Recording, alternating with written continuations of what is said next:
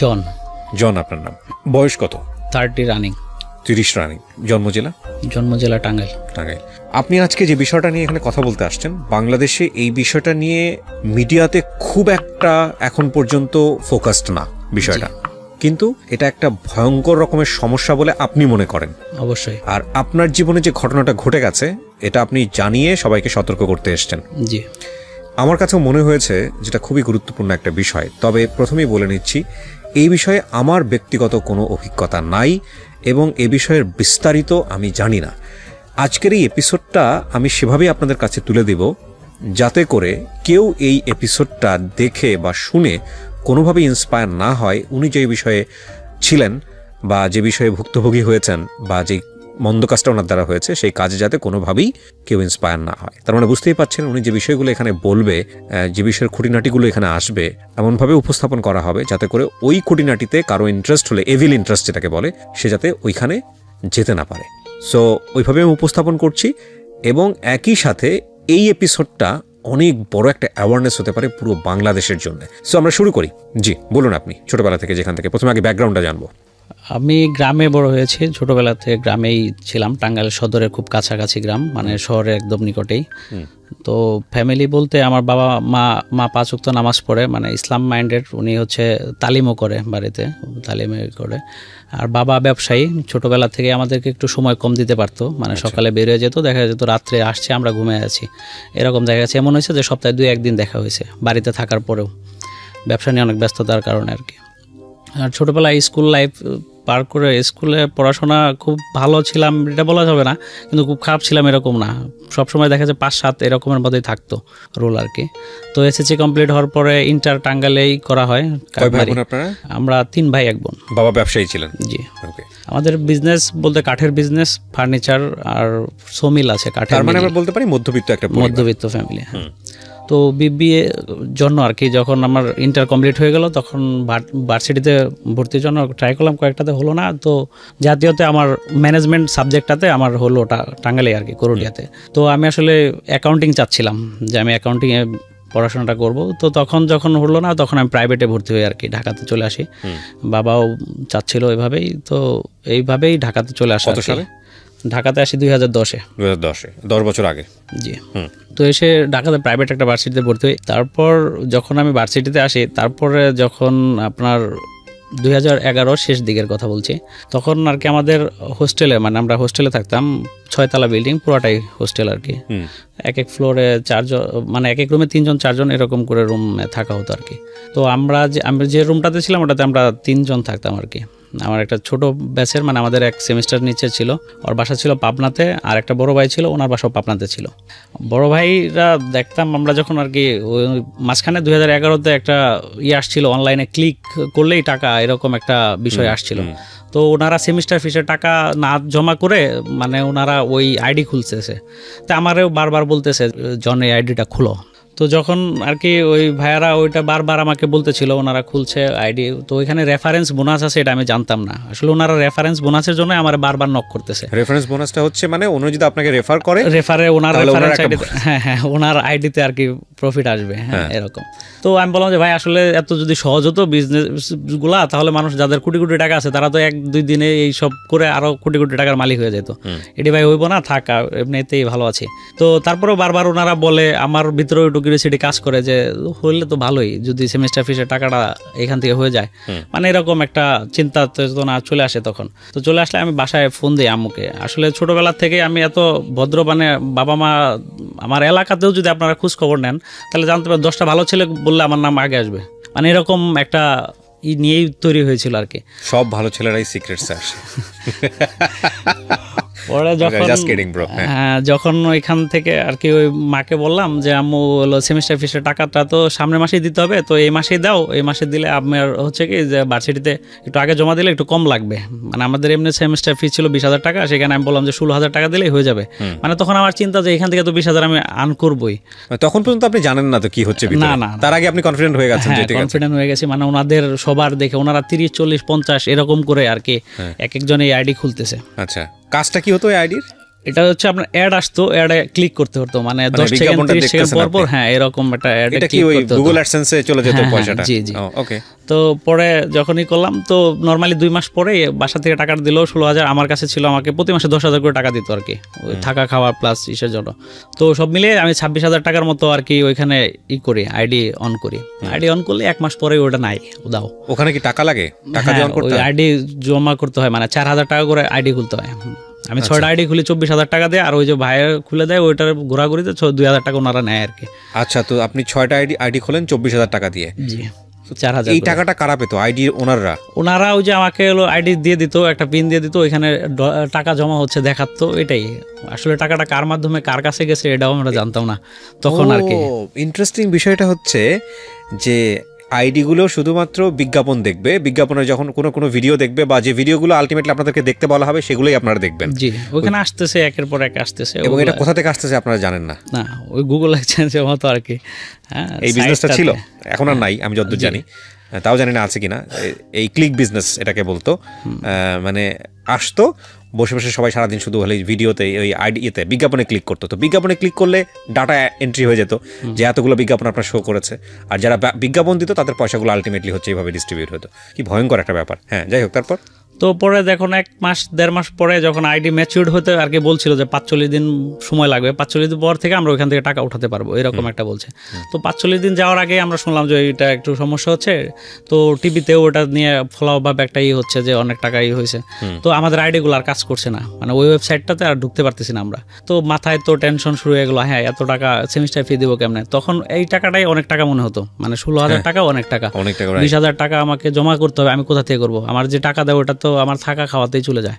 ঠিক আছে, তখন আমি টেনশনে পড়ে গেলাম যে আসলে কি করব, মানে কাউকে তো জবাবদিহিতা করার কেউ নাই, সুযোগ নাই। হ্যাঁ, তো এখন ওই ভাইয়ারাও তো লুজার, মানে ওনারাও তো ভুক্তভোগী। এখন ওনাদের কি বলবো, ওনারাও তো আমার মতো সাফার করতেছে, যার কারণে আর ওনাদেরকেও প্রেশার দেওয়ার মতো সুযোগ হয়ে ওঠে না। আর ভার্সিটিতে ওনারা সিনিয়র, ওনাদের সাথে ওইভাবে আসলে ঝামেলা করলে ঝামেলা হয়ে যায়, প্রাইভেটে আর একটু বেশি ঝামেলা হয় এগুলোতে।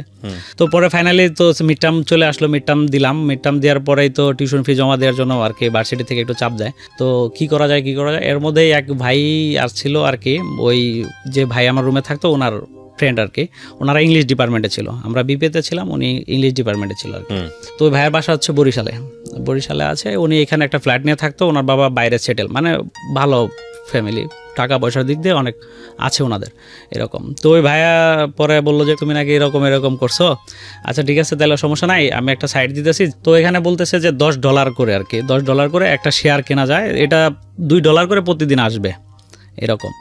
তো এখন আমি বললাম যে ভাইয়া এখন তো টাকা কিভাবে অ্যারেঞ্জ করবো? আপনি তখন ইউনিভার্সিটিতে ফার্স্ট ইয়ার এবং কেবলমাত্র ঢাকাতে এসেছেন? ঢাকায় আসছি, এর আগে আমি আসলে ঢাকায় কখনো আসা হয়নি। খেয়াল করবেন, এগুলো খুব ইম্পর্টেন্ট। ঠিক আছে, আমার বেড়ে ওঠা মানে আমার নিজ জেলাতেই, ওইখানেই পড়াশোনা প্লাস সবসময় ওইতে বাইরে যাওয়া হয় না, কখনো ঘুরতে গেছি, বাট ওইরকম ভাবে এসে থাকা করা এরকম কখনো হয় না। ইউনিভার্সিটির বড় ভাইরা আসলে তখন হিরো, ইউনিভার্সিটির টিচাররা তখন সবচেয়ে মহামানব।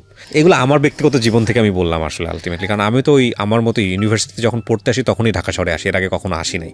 সো আমাদের মতো গ্রামে বড় হওয়া ছেলেমেয়েদের জন্য এই বিষয়গুলো যে আসলে আসল না নকল, এগুলোতে করলে যে আসলে কি হইতে পারে এগুলো বুঝে ওঠার সুযোগ হয়ে ওঠে না, এটা ইম্পর্টেন্ট। হ্যাঁ বলেন তারপর। তো ভাইয়া বলতেছে যে তাইলে তোমার ওই লসটা কাভার করতে পারবা, যে ক্লিকে যে লসটা হয়েছে এই লসটা তোমার কাভার হয়ে যাবে। তো আমি বললাম যে ভাই আসলে এখন তো টাকা অ্যারেঞ্জ করা পসিবল না, তারপর আমি দেখি কি করা যায়, তারপর আবার সেমিস্টার ফি দিতে হবে। তো তখন ওই ভাইয়া বলতেছে যে তোমার সেমিস্টার ফির ব্যাপারটা আমি দেখবো, মানে তোমার পরীক্ষা দেওয়ার ব্যবস্থাটা আমি করে দেবো, সেটা যেভাবেই হোক, তোমার আইডি কার্ড পেলেই হয়েছে, মানে অ্যাডমিট কার্ড যেটা আর কি বলি আমরা, পরীক্ষার আগে একটা অ্যাডমিট কার্ড দেয় ভার্সিটি থেকে, ওই অ্যাডমিট কার্ডটা পেলেই হলো।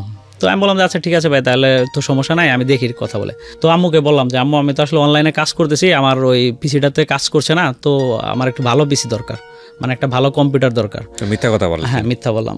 পরে আম্মু বলতেছে এখন কত টাকা লাগতে পারে? তো আমি বললাম যে 40-45 হাজার টাকার মতো লাগতে পারে। পরে আম্মু বলতেছে যে ঠিক আছে, আমি তোমার বাবার সাথে কথা বলে যত তাড়াতাড়ি সম্ভব দেওয়ার ব্যবস্থা করতেছি। তো তারপরে সপ্তাহে আমি বাড়ি যাই আর কি, আমরা 2 সপ্তাহ পরই বাড়ি যেতাম আর কি। তো বাড়ি গেলে পরে আম্মুকে একটু বুঝাই বলি আর কি, আম্মু তো মানে ওনাদের তো বিশ্বাস যে আমি আমি কখনো মিথ্যা বলি না, ওনাদের সাথে কখনোই বলি নাই পূর্বেতে। তো যেটা বলতেছি যে এটা মনে হয় আসলে সম্ভব, হ্যাঁ। তো আমি বলতেছি আসলে আমার পিসিটা খুব দরকার, আর এটা হলে আমি মোটামুটি চলার টাকা আর দিতে হবে না, আমি এখান থেকে আর্ন করতে পারবো। তো আম্মু বলতেছে আচ্ছা ঠিক আছে। তাহলে পরে বাবা আমার আসার সময় টাকাটা দিয়ে দিল, 45,000 টাকা দিয়ে দিল আর কি। 26,000 টাকার পরে আরো 45,000 টাকা। হ্যাঁ, 45,000 টাকা নিয়ে আসলাম। 45,000 টাকা নিয়ে এসে পরে ওই ভাইয়ারে ফোন দিছি, আইসে মানে আসার সময়ই ফোন দিছি ভাইয়াকে যে ভাই আমি তো টাকা ম্যানেজ করছি, আমি আসতেছি, আপনি তাহলে আইডি খোলার একটু ব্যবস্থা করে দেন। পরে বলছে আচ্ছা তোমার সমস্যা নাই, তুমি আইসা আমার এখানে আসো। পরে আমি বললাম যে ঠিক আছে। পরে আসলাম, আমি তো বিকেলবেলায় রওনা দিচ্ছি, রাত্রি হয়ে গেছে 9টা 9:30 মতো বাজে আর কি। তো ফোন দিলাম যে ভাইয়া তাহলে কি এখনই আসবো না কালকে সকালে আসবো? পরে বলতেছে তোমার খুশি। তো আমি বললাম যে ভাই তাহলে এখনই আসি। মানে আমার ভিতরে কাজ করতেছে যে ওই লসটা তো আমার কাভার করতেই হবে যে কোনো মূল্যে, ঠিক আছে। তো আমি গেলাম ভাইয়ার ওইখানে, ভাইয়ার বাসাতে ভাইয়া একাই থাকতো, আন্টি মাঝে মাঝে এসে থাকতো আর কি। তো পরে ভাইয়া দেখালো সিস্টেমগুলো, পরে দেখালো বলতে আমি তো ওইভাবেই করলাম। আমি পরে বললাম যে ভাইয়া এটা তো ওইটার মতোই সিস্টেম, এখানে কোনো কাজই করতে হতো না। তো ভাইয়া বলতেছে যে আসলে এটাতে আছে, এটা ট্রাস্টেড, কোনো সমস্যা নাই, তুমি করো। তো আমি করলাম। পরে আমি কি করলেন আপনি? টাকাটা কি করলেন? টাকাটা ভাইকে দিলাম, 40,000 টাকা আমি ভাইকে দিলাম, 5,000 টাকা আমি রেখে দিলাম। ও 40,000 টাকা কি করলো? 40,000 টাকা করে পরে আমাকে হলো ওই $10 করে আর কি আমাকে বুঝালো যে $10 করতে তোমার 1,000 মানে 10,000। কিন্তু ডলারে কনভার্টটা করলো কিভাবে? ওনার মাস্টার কার্ড আছে, উনি ওইখানে ইনভেস্টও করছিল। আচ্ছা, আপাতত আপনি এটা বুঝতেছেন না যে উনি কিভাবে ডলারে কনভার্ট করতেছে, উনি আপনাকে এটা জাস্ট আমি হলো ওনাকে ট্রাস্ট করে আমি ওনারটা মানে টাকাটা দিলাম আর কি। আচ্ছা। তো ভাই আমার আইডি দিল, আমার নামে আর কি আইডি খুলে দিল, কয়েকটা খুলে দিলে পরে আমি ওই আইডিগুলো দিয়েই করলাম। তো ফাইনালি আমি ওইখান থেকে 30,000 টাকার মতো আমি উঠাইছিলাম আর কি। আচ্ছা, 40,000 টাকার মধ্যে 30,000 টাকার মতো আমি উঠাইছিলাম। তারপরে একদিন হঠাৎ করে সকালবেলা, মানে ওইটাই হতো কি সকালবেলা আপনার তুলতেন কিভাবে, টাকাটা আসতো কোথায়? ওই যে তখন আমরা এই করতাম পেজা। আচ্ছা, ওইখানে আপনাকে টাকাটা দিয়ে দিত? হ্যাঁ, পেজা অ্যাকাউন্টে টাকাটা জমা হতো। পেজা থেকে সরাসরি ব্যাংকে চলে আসতো? হ্যাঁ, ওই ভাইয়া মাস্টার কার্ড থেকে আমাকে ক্যাশ দিত আর কি, হিসাব করে ওনার ব্যাংক অ্যাকাউন্টে চলে আসতো। তো পরে 30,000 টাকার মতো আমাকে আর কি 2 ইয়েতে দিল আর কি, 15,000 মতো দিল। কয়দিন লাগলো এটা করতে? এটা আমি পেয়েছি 1 মাসের কাছাকাছি আর কি, 27-28 দিন পর। তো পাওয়ার পরে একদিন মানে এই টাকাটা হলো সকালে জমা হতো, মানে আমরা রাত্রে ঘুমাইতাম, দেখা যেত 2টা-3টার দিকে, সকালে উঠে দেখতাম যে অ্যাকাউন্টে টাকা আছে। তো ওই দিন আর কি ঘুম ভাঙে গেছে, মানে ফজরের নামাজের আজান দিচ্ছে ওই সময় আর কি। তো ঘুম ভাঙছে, আমি দেখি তো কয়টার সময় টাকাটা দেখি জমা হয়েছে কিনা, মানে কিউরিওসিটি থেকে। পরে অ্যাকাউন্টে ঢুকছি, এখন দেখি সার্ভার ঢোকে না। আমি কি সার্ভার ঢুকতেছে না, কারণ কি? পরে বাইরে ওই সময় ফোন দিছি, তো উনি ফোন পিক করে না। নর্মালি উনি 3টা-4টার পরে ঘুমায়, 10টা-11টার আগে কারো ফোন পিক করে না, মানে সাইলেন্ট করে ঘুমাইতো আর কি। তো পরে আমি যখন হলো 10টা-11টা, মানে আমার তো সময় যাচ্ছে আর টেনশন বাড়তেছে যে এইখানেও কি তাহলে আবার ধরা খেলাম নাকি, এরকম একটা কাজ করছে। পরে যখন হলো ফোন দিলাম, বললো যে এমনিতে সার্ভার একটু সমস্যা হয়তো মাঝে মাঝে হয়, এটা ঠিক হয়ে যাবে। তো 1 দিন 2 দিন কোনো খবর নাই, উনি বলতেছে 72 ঘন্টার মধ্যে ঠিক হবে, এরকম বলতেছে আমাদেরকে আর কি। তো 72 ঘন্টা তো পার হয়ে গেল, কোনো খবর নাই তো নাই। পরে ওই সাইডটাতে হয়ে গেল। পরে ওইখানে আমার ওই 10,000 টাকার মতো আর কি লস হলো। 40 থেকে 30 পাইলেন, 10 লস। পরে 30,000 টাকা ছিল, ওই টাকাটা আমি সেমিস্টার ফিস জমা দিয়ে দিলাম, ফাইনাল পরীক্ষা চলে আসলো। পরে আমি ওইখানে 20,000 টাকা জমা দিয়ে দিলাম। হ্যাঁ, জমা দেওয়ার পরে সেকেন্ড সেমিস্টার আর কি, ফার্স্ট সেমিস্টার না, সেকেন্ড সেমিস্টার। ওকে, সেকেন্ড সেমিস্টারের টাকাটা আমি জমা দিয়ে দিলাম। জমা দিয়ে পরে ফাইনাল পরীক্ষা দিলাম। পরীক্ষা দেওয়ার পরে আর কি মন টন একটু খারাপই, যে মার কাছ থেকে এত টাকা আনলাম, টাকাগুলা কিভাবে কি করলাম, মানে এখন ভাইয়াদেরও কিছু বলতে পারতেছি না, মানে কোনোভাবেই কোনো কিছু মেনে নিতে পারতেছি না এরকম। তো এর মধ্যেই আর কি ওই টাকাটা কিভাবে আসতো এগুলো কি আপনি ওনার কাছ থেকে বুঝেছিলেন যে এই ওয়েবসাইটে আপনি যে কাজটা করতেছেন এটা আপনাকে টাকাটা, যখন আমরা ওই টাকাটাই করতাম, ওরা হচ্ছে অন্য একটা সাইডে মানে ওই টাকাগুলো খাটাতো, আচ্ছা, মানে ইনভেস্ট করতো। ওই টাকাটা ওরা পেজের মাধ্যমে উঠায় নিয়ে ওরা এই করতো, ব্যবসা করতো, এরকম বুঝাইছিল আর কি। যারা আলাদা শেয়ারের ব্যবসা করতেছে, ওইখান থেকে যে প্রফিট হয় সেখান থেকে আমাদের দিচ্ছে, এরকম বুঝাইছিল আর কি। তো যাই হোক, ওইখান থেকে পরে নর্মালি আমার ওই লসই হলো। পরে যখন সেমিস্টার ফাইনাল পরীক্ষা শেষ হয়ে গেল, বন্ধ ছিল আর কি, 1 সপ্তাহের মতো বন্ধ। তো আমি এলাকাতে গেছি আর কি, আমাদের এলাকাতে। তো এলাকাতে গিয়ে আমাদের বেশ কিছু ফ্রেন্ড আর কি, যারা স্কুল লাইফের ফ্রেন্ড আর কি, তো ওদের সাথে কথায় কথায় ওরা ওই ক্রিকেটের ব্যাপার, একটা বিটিংয়ের ব্যাপার কথা বলতেছিল আর কি, যে লোকালে তো সেই খেলা হয়, আয় যায় তোরা দেয়নি। তো আমি বললাম যে ক্রিকেট আবার বাজি হয় কিভাবে? ক্রিকেট আবার বাজি খেলে আমরা দেখা যেত যখন আমরা ওই নর্মালি এলাকাতে খেলতাম, ওই 2 লিটার 10 লিটার সেভেন আপ বা এই যে খেলা শেষে 2 দল মিলে টাকাটা দিব, দিয়ে আমরা খাবো, এটাই বাজি, এটাই আমরা ভাবতাম যে এটাই ক্রিকেটে বাজি চলে। এর সাথে যে অন্য কিছু বাজি আছে এটা আমরা কখনো মানে ওই সময়টাতে বুঝতাম না আর কি। তো পরে আমার নিয়ে গেল, ওটাতে আমরা গেলাম 4 জন গেলাম ওইখানে। তো একটা চায়ের দোকান, তো অনেক লোকজন, মানে চার দোকানে বসার জায়গা না, এরকম একটা অবস্থা। তো কোনো রকম মানে বসলাম, মানে একজনের চেয়ারে 2 জন 3 জন এরকমও বসে আছে, এই অবস্থা আর কি। তো বল করতেছে, দেখা গেছে একটা ব্যাটসম্যান ব্যাট করতেছে, ওরা বলতেছে এই ওভারে 6 হবে, ও বলতেছে 7 হবে। মানে যে ডাইকে নিতেছে ও যারটা ডাক বেশি, আপনার যে যার মতো 500 1000 2000 এরকম করে টাকা ধরতেছে। তা আমি তো মোটামুটি ক্রিকেট খেলাটা আর কি বললাম, আমি ছোটোবেলা থেকে এটাই আমি মোটামুটি প্লেয়ার বা সব কিছু ভালো হচ্ছে জানি, চিনি যে কোনো দলের খেলা হলে। তো আমি বললাম যে এই ওভারে 10 হবো, কনফার্ম থাক। তো ও কথা বুঝিস, মানে আমারে বলতেছে, কয় তুই ধরবি? আমি বললাম আমি তো টাকা নিয়ে আসি নাই। কয় তাহলে ঠিক আছে, তোর কথার উপরে আমি ধরতেছি। আমি বললাম আচ্ছা ধর। তো 10-এর কথা বলছি, ওই ওভারে 12 হয়েছে। মানে যখন একটা খেলা শেষের দিকে থাকে তখন তো নর্মালি ব্যাটসম্যানটা মারবে, এটা তো কমন নর্মাল একটা ইস্যু। পরের ওভারে আমি বললাম যে এই ওভার 12-এর উপরে যাবে। তো ও 5000 টাকার মতো একটা বিট করলো, মানে 3-4 জনের কাছ থেকে টাকাটা খাইলো। মানে ও 12 বলাতে সবাই ওকে টাকাটা আগে দিচ্ছে, আমারটা নেও আমারটা নেও। তো ও আমার দিকে তাকাচ্ছে, আমি বলি নে, মানে আমি ওরে সাহস দিচ্ছি যে নে, হবে এরকম। তো ও আগের ওভারে হয়েছে এই বিদায়ে ও ট্রাস্ট করছে যে হতে পারে, তো ও নিচে ওটাও হয়েছে। হইলে অন্য লোকজন সব আমার দিকে তাকায় আছে, মানে যে ও বলতেছে আর হচ্ছে এরকম, ঠিক আছে। পরে আমি বললাম যে চল আজকের মতো এখানে আর থাকার দরকার নাই, সবাই আমার দিকে তাকায় আছে, প্রবলেম হবে, বাসায় জানলে সমস্যা, হ্যাঁ সবাই তো চিনে। পরে বলছে না থাকি, আর একটু থাকি। মানে আপনি তো আন্দাজি বলতেছেন। হ্যাঁ না, আন্দাজি বলতে ক্রিকেট খেলার উপরে একটা ক্রিকেটটা বোঝেন, সেটার উপরে ওইটার উপরে বলতেছি এখানে, মানে ওটা তো প্লেয়াররা খেলতেছে, ওটা তার আমার বলার কোনোই নাই না, ভাবতেছে যে আপনি জানেন কিনা, কোনো যোগাযোগ আছে কিনা এরকম। পরবর্তীতে যখন আমি হলো পরে চলে আসলাম আর কি, ও 13,000 টাকার মতো এখান থেকে লাভ হলো তখন আর কি। চলে আসার পরে পরের দিন ও আমাকে ফোন দিচ্ছে যে বন্ধু চল আজকে ওখানে যাই। তো আমার কাছে ওই যে 10,000 টাকা আছে ওইটা। পরে বলতেছে তাহলে বন্ধু আমিও যাবো, কিন্তু একটু যাতে প্রবলেম না হয় ওইভাবে। আচ্ছা তুই সমস্যা নাই, খেলতে পারবি, প্রবলেম নাই, তুই কর, টাকা নিয়ে আস। পরে আমি 10,000 টাকা নিয়ে গেলাম ওইখান থেকে। আমি ওই দিন 40,000 টাকা নিয়ে আসি প্রথম দিন।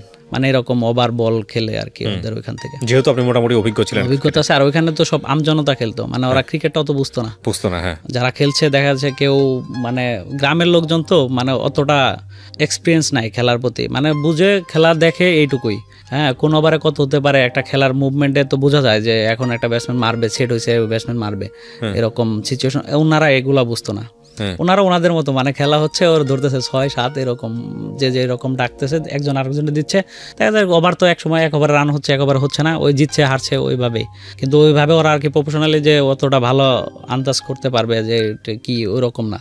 তো আমি 40,000 টাকার মধ্যে করাতে আমার সাথে আর কেউ খেলতেছে না, মানে সবাই আমার দিকেই করতেছে। তো পরে আমি 40,000 টাকা নিয়ে আসলাম, ওই ফ্রেন্ডের 30-35 এরকমের মতো লাভ হলো। আমরা দুজন পরে চলে আসলাম।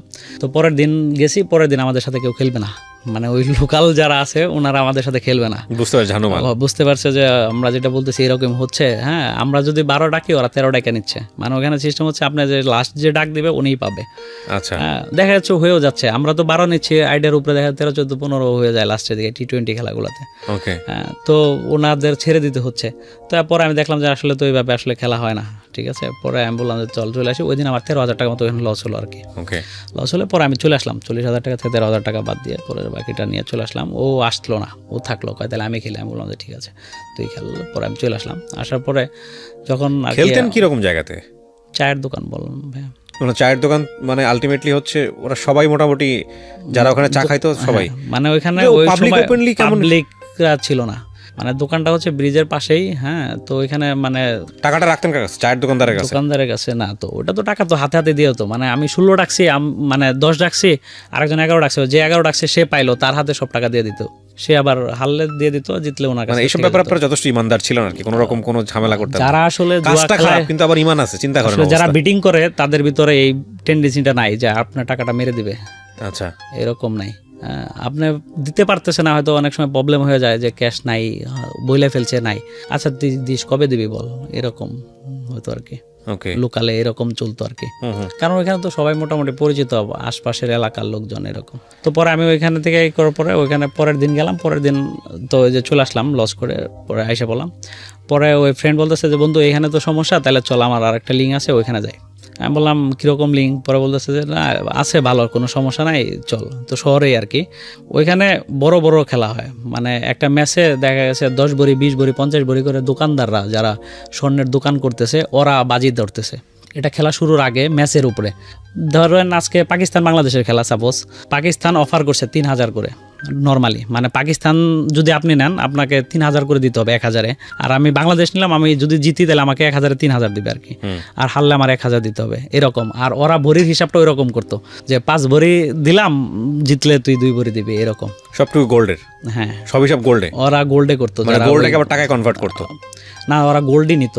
ওরে বা, ওরা গোল্ডই নিত, মানে ওই যে দোকান, স্বর্ণের দোকান, ওদের তো হিউজ মানে ব্যবসায়, স্বর্ণের দোকানদার তোদের ব্যবসায়। তো আমি বললাম যে বন্ধু এনে নিয়ে এসো, এনে তো স্বর্ণের খেলা হচ্ছে, সমস্যা নাই, যখন খেলা শুরু হবো আমগোড়াই শুরু হইব, তুই চুপ থাক, বৈশা থাক, দেখ।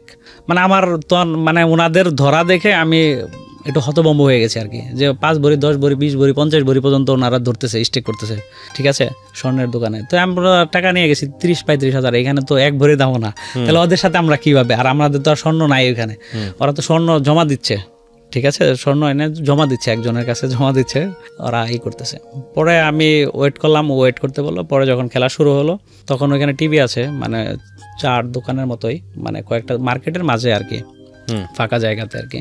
তো এখানে চেয়ার টিয়ার ফেলায় খেলা দেখে, নর্মালি সবাই ভাবে যে খেলাই দেখতেছে, আর স্বর্ণের দোকানে ভিতরে যারা কাজ করে ওরা তো ভিতরে কাজ করে, তো ওইভাবে আসলে ইফেক্ট করে না স্বর্ণের দোকানের ওই মাঝে খেলা দেখাতে, প্রবলেম হয় না। তো এই কারণে ওরা সবাই মানে মার্কেট বা অন্য লোকজন জানে যে এখানে এমনি খেলা টেলা দেখে, এতটি মার্কেটে দোকান এই কারণে, কিন্তু মূলত এখানে মূল উদ্দেশ্যই হচ্ছে খেলা দেখার, ওই বাজির কারণেই খেলা দেখে।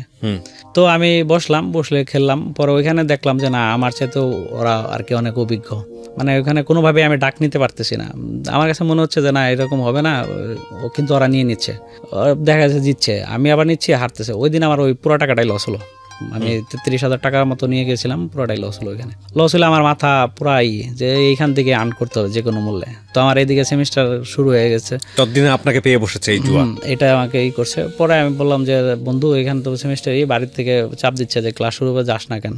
মা বলতেছে কয়দিন, বললি 7 দিন থাকবি না, এখন 10-12 দিন হয়ে যাইতেছিস না, ঘটনা কি? পরে বললাম না যাবো গা, তাহলে সেমিস্টার ফিসে টাকাটা দাও আর খরচের টাকা দাও, আমি চলে যাও। তো বাবা নর্মালি আসলে বাবার সাথে সম্পর্ক বলতে বাবা সবসময় এই কথাটাই বলতো মাকে, যে তোমার সন্তানগুলো তোমার, কিন্তু যখন টাকা দরকার তখন আমার, মানে যখন টাকা দরকার হতো তখনই বাবারে ফোন করে বলা যে বাবা টাকা লাগবে, টাকাটা একটু পাঠিয়ে দিন, এরকম আর কি সিচুয়েশনটা ছিল। তো বাবা নর্মালি বাবা টাকাটা করলো, অ্যারেঞ্জ করে পরের দিন দিয়ে দিল। পরের দিন আমি চলে আসলাম ওইখান থেকে। আসলে কিন্তু আমার মাথার ভিতরে তো ওই বিষয়টা কাজ করতেছে যে এত টাকা ওইখানে লস করে আসলাম, মানে আমি আবার কোন উছিলা দিয়ে বাড়িতে যাব সেই একটা টেন্ডেন্সি কাজ করতেছে মাথার ভিতরে যে আমি বাড়িতে চলে যাব। এর মধ্যেই ওই আমাদের যে হোস্টেল ওটার পাশে একটা চার দোকানে বিকালে চা খাচ্ছি, ওদের মধ্যেই একজনে এই কথাগুলো বলতেছে। পরে আমি ওনাকে একটু ডাক দিলাম সাইডে, ডাক দিয়ে বললাম যে ভাই কি বলেন। তো উনি আসলে আমাকে চিনে না বিধে বলতে চাইলো না, তো বললো না। পরে এর মধ্যেই আমি রুমে এলো, ওই যে ভাইয়ার মাধ্যমে ইংলিশ ডিপার্টমেন্টের ভাইয়ার ওনার ফ্রেন্ড আসছে ওইখানে রুমে। পরে আমি তো ওই ভাইয়ারে বলতেছি ভাই এরকম অবস্থা আমার দিয়েছে। উনি আমার বললো যে ঠিক আছে তুমি হলো আজকে সন্ধ্যায় আমার বাসায় এসো। তো সন্ধ্যার পরে আমি ভাইয়ের বাসায় যাই আর কি। ভাইয়ের বাসায় গেলে ভাইয়া আমাকে একটা ওয়েবসাইট দেখায়, ওয়েবসাইটটার নাম হচ্ছে, তো এখানে বিটিং জগতে মানে 24 ঘন্টায় কোনো না কোনো খেলা থাকে, আর বিশ্বের যত খেলা আছে সবগুলাই ওইখানে লাইভ কাভারেজ হয় আর কি, বিটিং করা যায় ওইখানে। তো ভাই আমাকে বোঝাচ্ছিল যে কিভাবে আইডি খুলতে হবে, খুলতে হবে এগুলো আর কি। ইউএসডি কি ওই ভাই যে ভাই আপনার কাছ থেকে 40,000 টাকা ছিল। হ্যাঁ, তো পরে ভাইয়া দেখালো। পরে আমি দেখে আমি একটু ইন্টারেস্টেড হলাম যে এটা তো তাহলে খুব সিকিউরড, কারণ এমনিতে লোকালে খেলতে গেলে দেখা যায় যে সমস্যা, কেউ দেখে ফেললে বাসায় জানলে এগুলো নিয়ে প্রবলেম হবে। তার সাথে এটা কেউ জানতেছে না, তো এটাই তো বেটার। তো এই অপশনটা আর কি হয়, আর সবসময় আছে এখানে অনেক অপশন বেশি আছে, লোকালে তো এত অপশন নাই, হয় ম্যাচ জিতা ওভার টোভার এগুলো, আর এখানে উইকেট কীভাবে আউট হবে এটাও আছে, মানে একটা ব্যাটসম্যান কত রান করতে পারে এটার আন্ডার ওভার এগুলো আছে। আমি একটা কথা শুধু একটু বলে রাখি, আপনারা জানেন বাংলাদেশ সরকারের এখন একটা অসাধারণ উদ্যোগ, এবং যেটা নিয়ে আমাদের স্বয়ং মাননীয় প্রধানমন্ত্রী প্রাউড ফিল করেন, যে বাংলাদেশে যেই মানে হিডেন ওয়ার্ল্ডে যে ক্যাসিনো ডেভেলপ করেছিল, সেই ক্যাসিনো নিয়ে আমরা দেখেছি এখানে র্যাবের একটা দুর্দান্ত সফলতা আছে এখন পর্যন্ত আমার চোখে পড়েছে, যেটা তিনি এটাও বলেন যে আগে তো কোনো সংবাদপত্রে আসেনি। ওইখানে ভোটার আইডি লাগে। মানে আপনি আপনার অ্যাকাউন্ট অন করলেন? হ্যাঁ, ওইখানে ওই ভাইয়াকে দিয়ে অ্যাকাউন্টই করলাম। তো ওইখানেও একটা রেফারেন্সের সিস্টেম আছে, মানে যার আইডি আছে ও রেফার করলে ওই আমি যত ডলার আর কি ভরবো ওটার থেকে একটা পার্সেন্টেজও পাবে আর কি, রেফারেল বোনাস আর কি এটাকে বলে। তো ফাইনালি আমি অ্যাকাউন্ট খুললাম, ওনার যেসব ডকুমেন্টস চাইলো সবগুলো দিলাম। ওইখানে আবার হচ্ছে ভেরিফাইয়ের জন্য আপনার হলো ইলেকট্রিসিটি বিল অথবা ব্যাঙ্ক স্টেটমেন্ট যে কোনো একটা এই ডকুমেন্টস দিতে হয় আর কি। এটা হচ্ছে আমি অ্যাকাউন্ট খুললাম ফার্স্ট, মানে ব্যাংকিং লেনদেনের জন্য এই দুইটা থেকে একটা চয়েস করতে হবে আর কি। দুইটাই করা যায়, আপনার অল্টারনেটিভ দুইটা অ্যাকাউন্ট, একটা অ্যাকাউন্টে দুইটা ব্যাঙ্ক অ্যাকাউন্টও চালানো যায়। এখানে একটা বিষয় আমি একটু প্রথমে ক্লিয়ার করে নিই আপনাদেরকে, সেটা হচ্ছে যে আপনাদের অনেকের মনেই কোয়ারি থাকতে পারে, আমি জানি যেটা একেবারে আপামর জনসাধারণরা শুনছেন, বিষয়টা হয়তো পরিষ্কার হবেন না যে আসলে উনি বাংলাদেশে বসে কিভাবে ডলার দিয়ে উনি ইন্টারন্যাশনালি এই বিটটা করতেন। আপনি তো ডলার দিয়েই করতেন। জি। আচ্ছা, তো উনি যে দুটো সাইটের কথা বলেছেন, এই দুটো সাইট কি লিগ্যাল বাংলাদেশে? সেখানে অ্যাভেলেবল, হ্যাঁ। এটাতে যেই আপনার যারা ফ্রিল্যান্সের কাজ করে ওরা এটাতে এই ইউএসডিগুলো এখানে আনে ওদের। আচ্ছা, তার মানে ওদের অ্যাকাউন্টটা সরাসরি এখানে খোলা যায়? হ্যাঁ। আচ্ছা, তো এখানে ডলার জমা হয়, এখান থেকে যে ব্যাঙ্ক অ্যাকাউন্টের অ্যাড্রেসটা ওরা দেয় সেই ব্যাঙ্ক অ্যাকাউন্টে এসে ডলারটা কনভার্ট হয়ে টাকা হয় না, ওই আপনার ওই অ্যাকাউন্টটাতে থাকে, তখন আপনার যে কোনো ব্যাংকের অ্যাকাউন্টে ট্রান্সফার করা যায়। রাইট, সেটা তো আপনাকে ডলার দিবে না, আলটিমেটলি টাকা দিবে, বাংলাদেশ টাকায় কনভার্ট করবে। সো বিষয়টা হচ্ছে যে দুটো সাইটের কথা এখানে বলা হয়েছে সেটা ইজ কোয়াইট লিগ্যাল। আমি যতদূর জানি লিগ্যাল ইলিগ্যালের প্রশ্ন আসে না, সোজা কথা হচ্ছে এই দুটো সাইট নিয়ে, কারণ এখানে ওনার তথ্য অনুযায়ী ফ্রিল্যান্সাররা বাংলাদেশে যারা আছেন তারা এই দুটো সাইট ব্যবহার করেন। আমি দুটো সাইটের নাম এখানে মিউট করে দিয়েছি। আচ্ছা, প্রথম কথা হচ্ছে যে তাহলে ওই দুটো সাইটে টাকাও রাখা যায়, মানে ডলার কনভার্ট করে ওখানে রাখা যায়। আচ্ছা, ডলার কনভার্ট করে রাখা হলে এই দুটো সাইটের লিঙ্কে আছে আপনি হচ্ছে যে বেটিং সাইটের কথা বলছেন ওখানে, তার মানে ওরা আবার ওই বেটিং সাইটটাকে এই সাইটে পারমিট করে। তার মানে দেখেন আমাদের দেশের টাকা কিভাবে ডলারে কনভার্ট হয়ে সেটা ওই সাইটে চলে যায়। আর জুয়াতে কি হয় আপনারা তো জানেনই, মানে জুয়ার অর্থ শেষ পর্যায়ে জুয়াতে কয়জন লাভবান হয় আর এই অর্থটা কাদের কাছে যায় ফাইনালি, তাহলে আপনারা একটু চিন্তা করে দেখেন যে এটা কত বড় মাপের একটা অর্থ পাচার, কত ভয়ানক রকমভাবে এটার সংখ্যা কত ভয়াবহ হতে পারে। আমি বলছি না because I don't have exact figure, এটা ফিগার আউট করা সম্ভব না, তবে এই সংখ্যাটা খুবই আতঙ্কের। উনি কিছু কথা বলবেন আজকে, ওনার পরিচয় আমরা এখানে গোপন করেছি খুব স্বাভাবিকভাবেই, সিক্রেটসে যেহেতু এসছে। ওনার যে অবজারভেশন বা ওনার যে দেখাটা, আমার মনে হয় এটা খুবই আতঙ্কের একটা ফিগার এবং বাংলাদেশ সরকারের এই ব্যাপারে সচেতন হওয়া উচিত। তো আপনি যেটা করলেন ওই বড় ভাইয়ের পরামর্শ অনুযায়ী আপনি আমার অ্যাকাউন্টটা ওপেন করলেন। ওইখানে ভেরিফায়ার যে ইগুলা ছিল, অপশনগুলো ছিল, সেগুলাতে আমি ইলেকট্রিক আমরা তো ঢাকাতে থাকতাম মেসে, ওইখানে তো আর পাওয়া যাচ্ছে না। পর ওই ভাই ওটা ওনার বাসার একটা অ্যাড্রেস করে দিয়ে এটা করা যায়, মানে অনলাইন ভেরিফিকেশন তো ওরা তো জাস্টিফাই করে না, তো দেখে যে লিগ্যাল অথরিটির মতো কাগজটা আছে, ইলেকট্রিক বিল টিল এগুলো, ইউটিলিটি বিল টিল এগুলো আছে কিনা, ওটা দিয়ে আমরা আর কি ভেরিফাই করি আর কি। ভেরিফাই করে আমি প্রথম অবস্থায় আর কি 100 ইউএসডি ভরি, ওই ভাইয়ের গ্রেই 100 ইউএসডির জন্য আমি হলো 9400 টাকা দিই, মানে 94 টাকা করে পার ডলার। 94 টাকা করে পার ডলার হলে ওই 9400 টাকা ওনাকে দিই, পরে উনি আমাকে 100 ইউএসডি ওই অ্যাকাউন্টে ট্রান্সফার করে, ফান্ড ট্রান্সফার করলে আমি ওটা থেকে ডিপোজিট করি বিট 365-তে। তো বাংলাদেশে এটা হচ্ছে আপনার ইন্টারন্যাশনালের মধ্যে মানে সবচেয়ে ট্রাস্টেড সাইট। বাংলাদেশে আরও এই ধরনের সাইট আছে, তো তার মধ্যে এই সাইটটা হচ্ছে সবচেয়ে ট্রাস্টেড। এটা এখন বর্তমানে যে খেলাধুলা হয় দেখবেন অ্যাড দেয় খেলার মধ্যে, ওই যে মাঠের 4 সাইড দিয়ে এই অ্যাডটা থাকে, বিশেষ করে অস্ট্রেলিয়াতে যেসব খেলাগুলো হয়, অস্ট্রেলিয়া, ইংল্যান্ড, এগুলাতে মানে ওদের বিজ্ঞাপনও আসে। হ্যাঁ, বিজ্ঞাপন বলতো যে মাঠের সাইডে যে রশির উপরে যে ইটা দেওয়া থাকে ওইখানে দেওয়া থাকে, তারপর সাইড স্ক্রিন যেটা থাকে ওটা তো দেওয়া থাকে। ইভেন নিউজিল্যান্ডে একটা খেলা হয়েছিল, বাংলাদেশ যখন নিউজিল্যান্ডে খেলা হলো বেশ কিছুদিন আগে, যে সিরিজটা হয়েছিল ওই সিরিজটাতে কিন্তু ওপেনেই ওইখানে রেট দেখাতো যে একটা ম্যাচে উট কত, মানে কোন দলের কত উট, কত স্টেক করলে কত পাবেন, এরকম। নিউজিল্যান্ড বাংলাদেশকে তখন 13,000-14,000 করে আর কি পার হাজারেই দিত, অফার করতেছিল। সেটা কিন্তু ওই লাইভে খেলা লাইভেও দেখাইছে, মানে এটা ওদের দেশের জন্য হয়তো বৈধ, আমাদের দেশে এটা না, বাট ক্রিকেটের জন্য তো বিষয়টা বৈধ না। না, অবশ্যই না। তো সেই ক্ষেত্রে পরে আমি করলাম, প্রথম অবস্থায় ওই $100 থেকে আমার $400 হইলো আর কি। ওই আমি বুঝে $1, $2 এরকম করে দিয়ে সময় দিচ্ছি আর কি। আমি ওটার থেকে যে মানে তাড়াহুড়া করতেছি না, একদিনে আমি বেশি টাকা আর্ন করবো এরকম না, মানে প্রতিদিন $5 হয়েছে, দ্যাটস এনাফ, আর দরকার নেই আজকে, এরকম মানে প্রতিদিন এরকম আসলেই হলো, এরকম একটা করে আমি আস্তে আস্তে ওটাতে করতে থাকি। এভাবে আমার মানে $400 হতে প্রায় 3 মাসের মতো লেগে যায়। 3 মাসের মতো লেগে যায়। 3 মাস পরে আমি ওইখান থেকে $200 উইথড্র দিই। মানে উদ্র দিয়ে ওই ভাইয়ের কাছেই সেল করি। তখন আমাকে ভাইয়া 88 টাকা করে দেয় আর কি পার ডলার। হ্যাঁ, আমরা কিন্তু কিনলাম ওনার কাছে 94 করে, কিন্তু আমি ওনার কাছে সেল করলাম 88 করে, কারণ আমি তো জানি না যে কিভাবে এটা সেল করতে হবে, করতে হবে, এটা আমার কোনো আইডিয়া নাই এটার প্রতি। তো ওই ভাইয়ারে বললাম, ভাইয়া সিস্টেম দেখাই দিল, আমি ওনার অ্যাকাউন্টে ফান্ড ট্রান্সফার করে দিলাম, উনি আমার 88 টাকা করে দিল আর কি। তো দেওয়ার পরে আমি $200 যখন সেল করে দিলাম, তো আমার ভিতরেই হলো যে শালার আমি 94 করে কিনলাম ওনার কাছ থেকেই, আর উনি আমার 88 করে দিল, 6 টাকার একটা ডিফারেন্স। এইটার বিষয়টা আমাকে উদ্ঘাটন করতে হবে, কেন এরকম হয়। তো আমি তখন আর কি বিভিন্ন ওই ফেসবুকে বিভিন্ন গ্রুপ খুঁজতেছিলাম যে এই বিটিং সাইটের যে গ্রুপগুলা, অবশ্যই যেহেতু অনলাইন খেলে, এখানে অনলাইনে যেহেতু লেনদেন হচ্ছে, তাহলে এটা কিভাবে সেটা আমাকে একটু জানতে হবে। তো আমি এটার প্রতি বেশ সময় ব্যয় করি, বিভিন্ন সাইট, তারপরে ওই অনলাইন এক্সচেঞ্জ সাইটগুলোতে নক করি, বিভিন্নভাবে কথা বলে আমি বিষয়গুলো বুঝতে পারি যে এরকম, মানে এটা হচ্ছে ডিলারের মতো। বাংলাদেশে অনেকে আছে এরকম যারা একটা ওয়েবসাইট করে নিছে নিজেদের মতো করে, ওইখানে ওরা ওই বাই সেল করছে। এটা কোথা থেকে আসতেছে ইউএসডি সেটা তো বিষয় না, কিন্তু আমি তো দিচ্ছি আপনাকে বা যেহেতু বৈধ, ওরা ওইভাবে ওরা এটা সরকার আসলে এই কারণে এখানে আর কি ব্যর্থ হওয়ার কারণ এটাই। ঠিক আছে, তো ওরা সবাই জানে যে ফ্রিল্যান্সাররা এগুলার মাধ্যমে লেনদেন করে, তো ওরা এটাই করে, ওরা 90-92 টাকা করে বাই সেলের একটা রেট দেয়।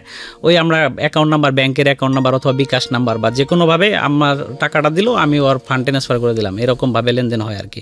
নর্মালি ছোট ছোট লেনদেন যেগুলো $20 থেকে শুরু করে $1000-2000 পর্যন্ত এইভাবেই লেনদেন হয় নর্মালি, বিকাশ অথবা ব্যাংকের মাধ্যমে আর কি। যে আমি আপনার অ্যাকাউন্টে দিচ্ছি, আপনি আমার একটা অ্যাকাউন্ট নাম্বার দিলাম, ওটাতে আপনি টাকাটা দিয়ে দিলেন, আমি আপনাকে $টা দিয়ে দিলাম, এইভাবে। তো পরে আমি যখন ওই করলাম, পরে অনেকের সাথে এইভাবে আমার একটা রিলেশন হয়ে গেল, মানে যারা এই ট্রাস্ট সাইটগুলো দিয়ে করে।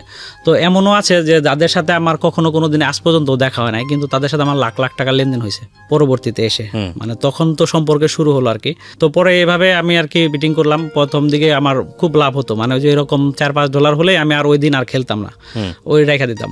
পরে এইভাবে আস্তে আস্তে করলাম, আস্তে আস্তে আমার টার্গেট হলো যে আমি 1000 USD করবো। 1000 USD-র আগে আমি আর কোনো উদ্র দিব না, যে পর্যন্ত 1000 USD না হয় এ পর্যন্ত আমি কন্টিনিউ করতে থাকবো। তো এইভাবে করতে করতে আমার বিবিএটাও শেষ হয়ে গেল। মানে 1000 USD তো অনেক সময় লাগে, $3-5 এরকম করে পার ডে আসলে অনেক সময়ের ব্যাপার। তো এইভাবে যখন আমি একটা সময়ই করলাম, পরে যখন আমার বিবিএ শেষের দিকে মানে ইন্টার্নি করব এই সময়, তো এখানে আমার এক পরিচিত ভাইয়া ছিল, উনি আমাকে বললো যে তাহলে তুমি ইন্টার্নি কি করবো, আমাদের এখানে সরাসরি জবে ঢুকে যাও, এখান থেকে একটা রিপোর্ট তুমি দিও। তো ওনারা মূলত স্টুডেন্ট ভিসার কাজ করতো আর কি, মূল এটা ছিল ওনাদের স্টুডেন্ট বিষয়। তো আমি করলাম। তো মোটামুটি আমি অনলাইনে তো যে ওই এগুলা ঘাটাঘাটি করাতে অনলাইনের যাবতীয় অনেক কাজই আমি শিখছিলাম, মানে অনেক রকমের কাজগুলাই। পরবর্তীতে যখন আমি এখানে জয়েন করি আর কি, ইন্টার্নি হিসাবে এখানে জয়েন করি আর কি, জয়েন করলে আমাকে 14,000 টাকা স্যালারির কথা বলে আর কি, 14,000 টাকা স্যালারি দেবে। পরে আমি বললাম ঠিক আছে, বাসার থেকে ওই। তো এর মধ্যেই আমি হলো ওইখানে যে স্টুডেন্টেরই ওরা যে কাজগুলো করতো, এগুলো আমি খুব দ্রুতই শিখে ফেললাম, মানে কিভাবে কি প্রসেসিং করে, একটা স্টুডেন্ট ফাইলে কত টাকা আর্ন করে এরকম। তো তখন দেখলাম যে একটা স্টুডেন্টে 50,000 মিনিমাম একটা থাকে মালয়েশিয়ার মতো দেশে যদি পাঠায়, আর অন্য যেগুলোতে অনেক অ্যামাউন্ট আসে। তো আমি করলাম, এখানে মালয়েশিয়াতে আমার একটা ফ্রেন্ড ছিল, তো আমি ওরা ফেসবুকে নক করলাম যে বন্ধু আমি তো এরকম একটা প্রতিষ্ঠানে জব করতেছি, তো এইভাবে স্টুডেন্টই করে, তাহলে তুই কি এগুলা জানোস কিনা? পরে হয় এটা তো করার কোনো ঘটনা না, তাহলে তুই ওইখানে করবি কি, তুই আমার দিস ফাইল আমি করে দিব, মানে বিষয় ও সব কিছু কলেজের ভর্তি প্রসেসিং সব কিছু করে দিবে, আমি শুধু এখান থেকে ফাইল করে ওরা স্ক্যান করে পাঠাবো, পরে ও যাবতীয় সব কাজও করবে আর কি। তো পরে বললাম তাহলে কেমন থাকতে পারে, তখন দেখলাম যে না আরও বেশি অ্যামাউন্ট থাকে, 70-80 এরকমও রাখা যায়, অবস্থা বুঝে আর কি, লোকজন বুঝে। পরে আমি দেখলাম এখানে 6 মাসের মতো ছিলাম আর কি। 6 মাসে মোটামুটি অনেকেই আমাকে চিনতো, মানে অফিসে যারা আসতো। আর ওইটাই আপনার এই যে জীবনের গল্পের প্রোগ্রামটাতে অ্যাড হওয়ার কারণে রাত্রে প্রচুর ফোন আসতো, রাত্রে তো আর ফোন রিসিভ করা হতো না, দিনে এগুলোতে অনেক, মানে এটা বড় ধরনের একটা প্রসার ছিল, এটার একটা কাজে লাগতো আর কি। তো যার কারণে অনেকের সাথে, মানে যে কথাটা বলছেন উনি এই রেডিও না, এটা আগের রেডিওর, এবং এটা আলটিমেটলি হচ্ছে কোনো একটা কনসালটেন্সি ফার্মের বিজ্ঞাপন যেত অনুষ্ঠানের মাঝখানে, এটা ইটস নট ওনারা ব্র্যান্ড করেছেন, অনুষ্ঠানের মাঝখানে। আর সবচেয়ে বড় কথা হচ্ছে অনুষ্ঠানের পপুলারিটি আল্লাহর রহমতে এত বেশি যে এখানে কোনো কিছু যাওয়া মানে হচ্ছে এটা মাস পিপলের কাছে পৌঁছে যায়, এটার ইম্প্যাক্ট আপনারা জানেন।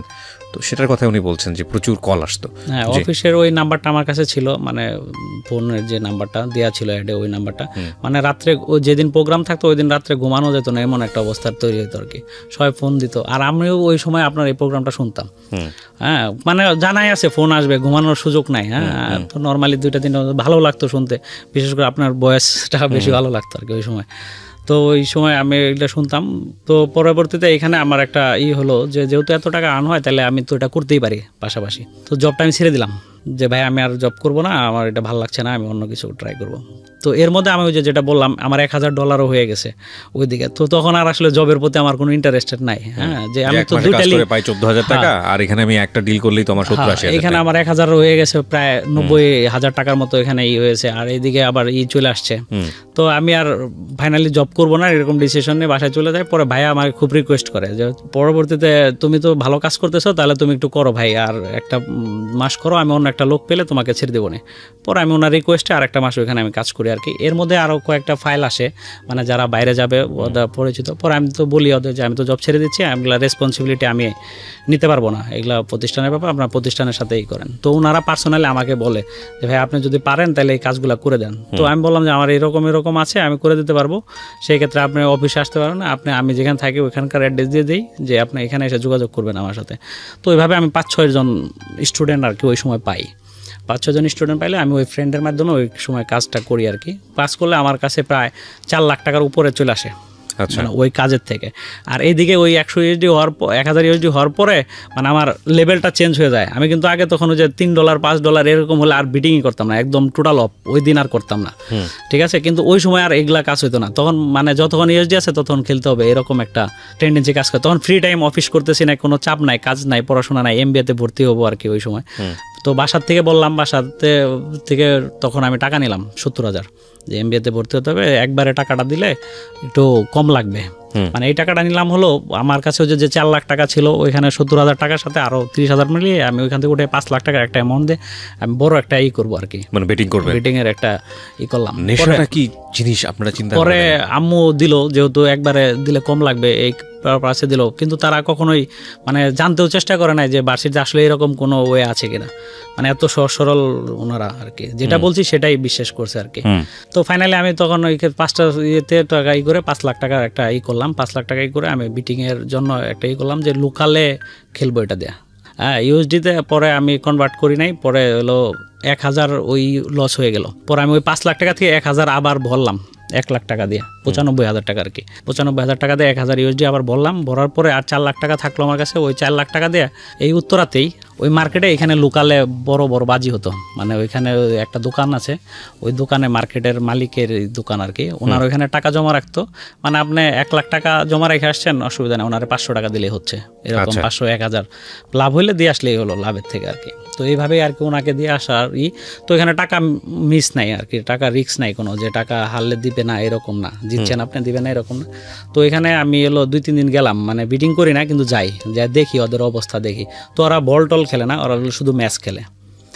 তো ইন্টারন্যাশনাল তখন হলো আপনার ওই যে ওয়ার্ল্ড কাপের যে ছিল, ওই সময় আমি ওদের সাথে ইনভলভ হলাম।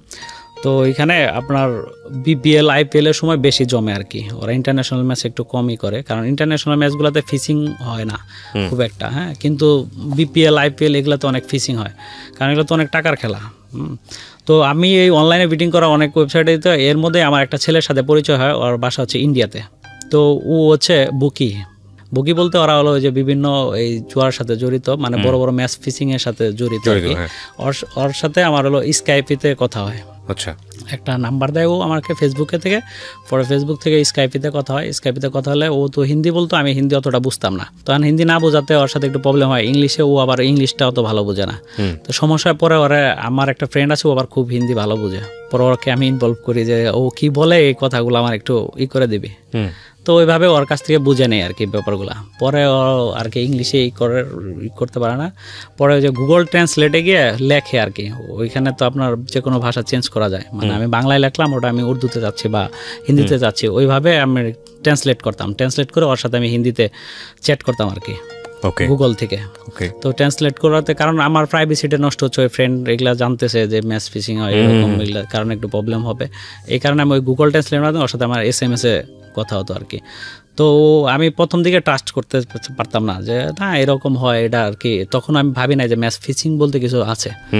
তো ও আমাকে একটা ম্যাচের কথা বললো যে কালকে মুম্বাই ইন্ডিয়ান্স, তখন IPL চলে আর কি, তো মুম্বাই ইন্ডিয়ান্সের একটা খেলা আছে, এটাতে মুম্বাই ইন্ডিয়ান্স 100% জিতবে, প্রথম দিকে ওরা লস অবস্থায় আসবে, ভালো একটা স্টেক হবে, তখন তুই যা আছে সব মারিস।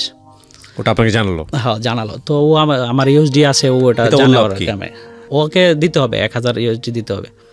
আচ্ছা আচ্ছা, এরকম ভাবে ওর যত ক্লায়েন্ট আছে সবগুলো ক্লায়েন্টের কাছ থেকে ক্লায়েন্টের কাছ থেকে টাকা নেয়। তো আমি বললাম যে ভাই আমি তো আসলে প্রথম দিকে করতে পারতেছি না, আমি প্রথম ম্যাচটা দেখি।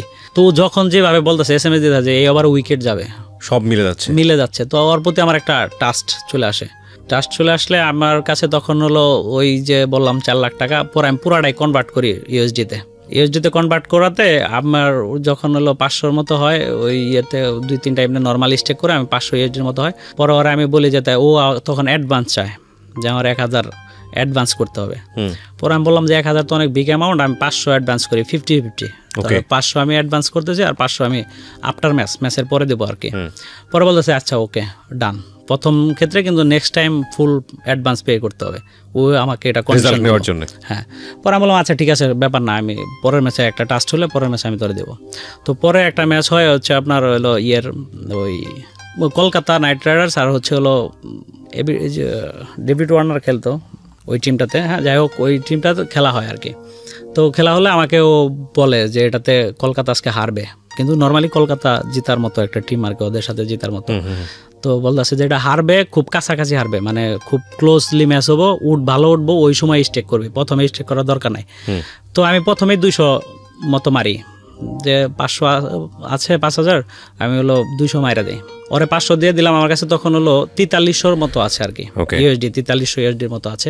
200 না 300 জানি প্রথম আমি স্টেক করি খেলা শুরু হওয়ার আগে। আপনি কি মানে তখন ওই বিট করতেছেন? হ্যাঁ হ্যাঁ, টোটাল টাকাটাই তো আমি ক্যাশ টাকাটা টোটালটাই আমি ওটার মধ্যে ডিপোজিট অনলাইনে বিট করতেছেন? হ্যাঁ অনলাইনে ডিপোজিট করে নিলাম।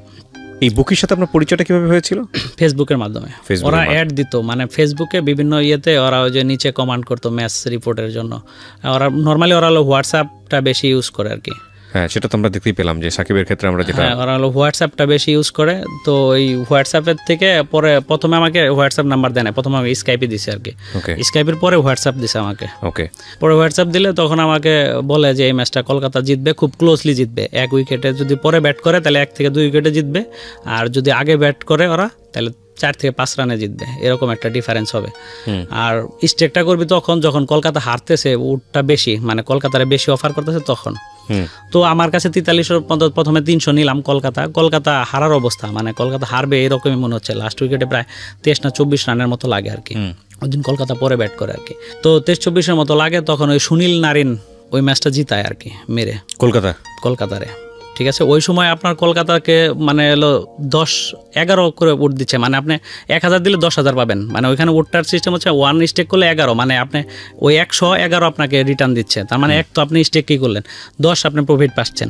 ঠিক আছে, ওই সময় আমি 1000 মারি প্রথমে আর কি, ভয় পাচ্ছি যে হবে না এত রান লাগে, 2টাই বলার রয়েছে, ম্যাচ জিততে পারবো না, এরকম একটাই। হ্যাঁ 8 বল না 9 বল বাকি আছে এরকম।